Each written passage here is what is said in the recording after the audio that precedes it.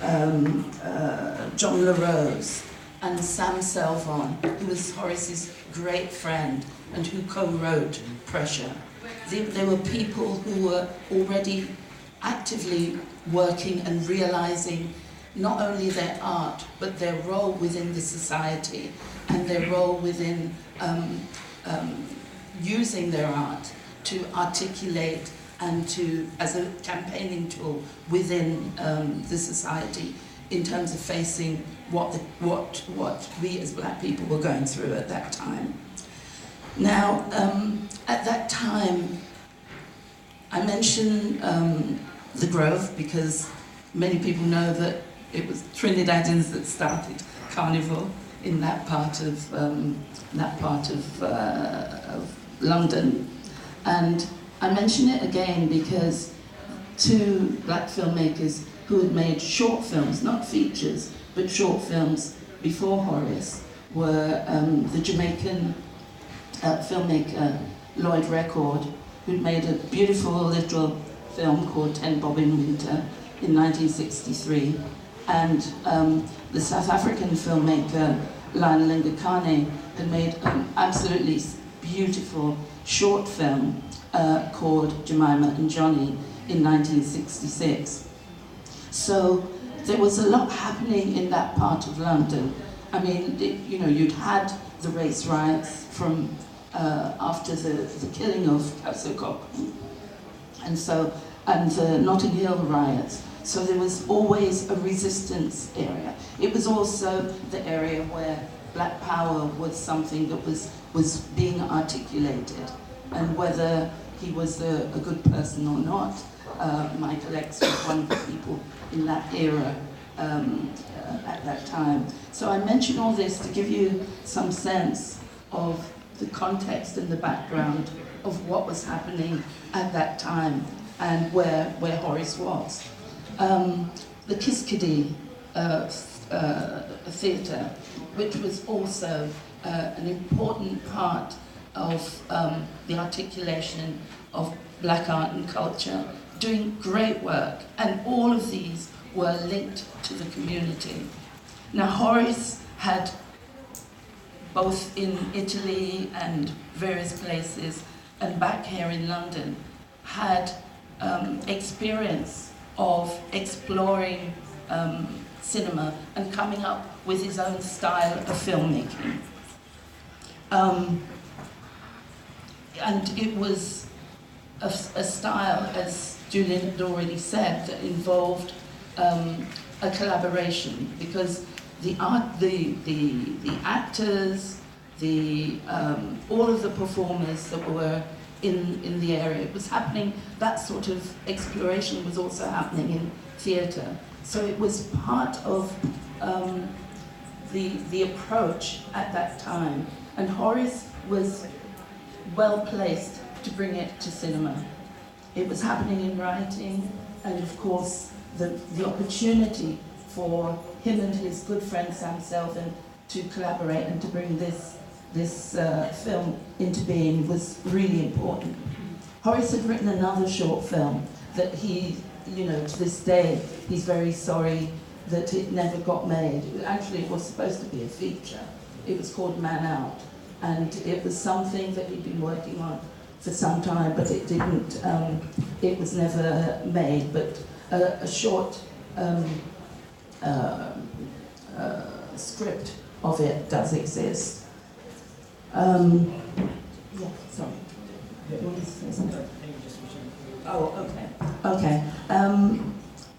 All right. Well, I think we will come back to this.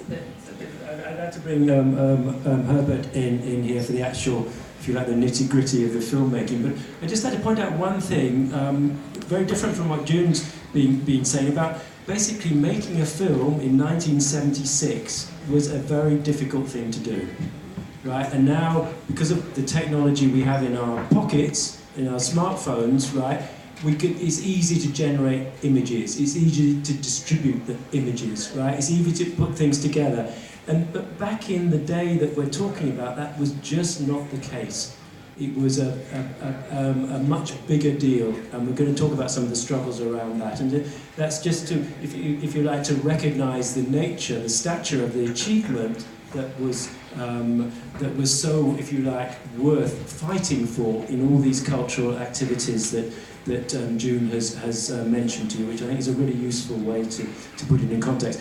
Okay, but we have Herbert here, as Elizabeth was saying, for the first time speaking out on the film. And so I'm sure you'll have a lot of questions for Herbert as well, and there's going to be time for that, I assure you. But one of the things that I wanted to ask him as a first question is, Herbert, what was it like working with Horace for you in your career at that stage and back in the 70s? Hello everyone, thank you all for turning up tonight. Thank you. No, all of you. Working with Horace was great. It was very good because as a young boy growing up and meeting Horace, his style of directing was very casual, very laid back, which made me feel relaxed, sorry, it's the first time I'm doing this in front of him. It was very relaxed, and he made me feel welcome because when I was making Pressure, Horace invited me to stay at his house, because where I was living at the time, to get down onto the film set for 7 o'clock in the morning would have been a nightmare. So for 2 weeks or whatever it was, or 3 weeks, yes, I did go home to see my mom. So he didn't kidnap me. But for the amount of time I spent, I was staying at Horace's house. So I became part of his family. So I knew Zach from when he was there, I knew Adrian when she was there, so I knew Mary, his first missus, and stuff like that. So yes, I was part of the family, so Horace did make me feel welcome. And through that, the performance that he got out of myself and the rest of the cast was really good because I said he made us feel really comfortable on set.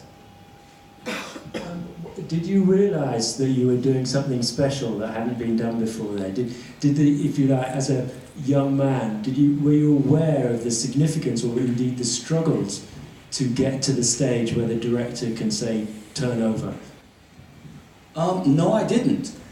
I did not know how iconic this film would become because you don't know at the time what's going to happen tomorrow. So I'm on the set and I'm doing what all actors or whatever you do, and I'm doing my best.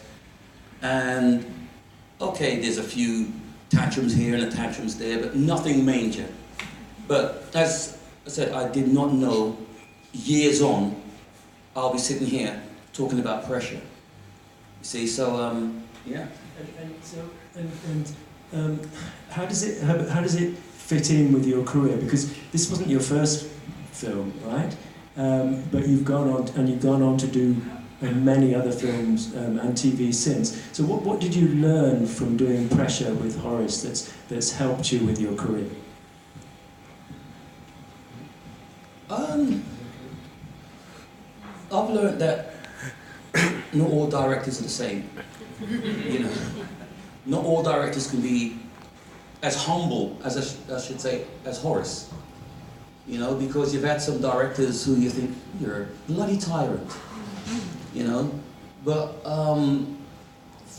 taking from what I learned from Horace, when I went on to direct or produce or whatever I did after that, I looked and I thought to myself, now, how would Horace handle this? Because there's many a times during the filming of Pressure, like you'll see it at the very end. I mean, I'm sure some of you guys have seen it already, but at the very end, when we were actually outside the Old Bailey, that was for real. That was like guerrilla filming. It was literally guerrilla filming. Horace goes one day, oh, we're going down to the Old Bailey. Well, funny enough, it wasn't raining when we started. But during the course of filming, it was like Hurricane Hillary. the rain came, and the policemen, they weren't acting. They wanted to know what the hell was going on. And Horace just said, carry on, just carry on, Phil, carry on. And I'm like, okay. So we're walking around and they said the rain came down and I think Horace loved it because when the rain came, it just set the scene. It absolutely set the scene of what we're going through, the miserable content of life. And that scene just summed it all up, the struggle that we was going through at the time. But as I said, we did not know it was going to be such a film. You know, to me, as a young boy growing up, to me, it was just another job. It was because I did things before, and it was just another job. You know, so, but the ironic thing about how I got pressure, if you don't mind me saying, is I was at the Anna Scherz Theatre and set in Islington, and Anna said to me, because there was a few of the black guys in there as well, and Anna said to me, oh, there's somebody coming up for auditions, you know, it's audition for a film. So I said, yeah, all right, yeah, okay, fair enough. But in walked Annabelle, Horace, and Rob Butler. So we'd done all our audition pieces and everything, etc., etc., etc. And at the end of doing all the auditions and stuff, they're speaking to Anna. And, so Horace goes, well, there's one more person we've got to interview. You know, we like what you did, but there's one more person we've got to interview. So I said, yeah, fair enough, yeah, okay. So he said to me, right, but they live in somewhere in East London. So I thought, ooh, East London? You know what? It's like 10 o'clock in the night time. I've got to go back to East London. I can bum a lift. You know. So I said to Horace, I said, well, I live in East London. You know, can I get a lift with you? And he goes, yeah, we'll drop you off. You know, I said, yeah, terrific. So we jumped in the car and we started to chat and have a laugh, and he asked me bits and pieces, and I'm telling him everything. And then he said to me, right, where do you live? I said, well, tell me whereabouts in East London you're going, and I'll drop you off at the nearest point. So he goes, right, we're going to blah, blah, blah, blah, blah. And I went, oh. He goes, what? That's where I live. They were going to interview me.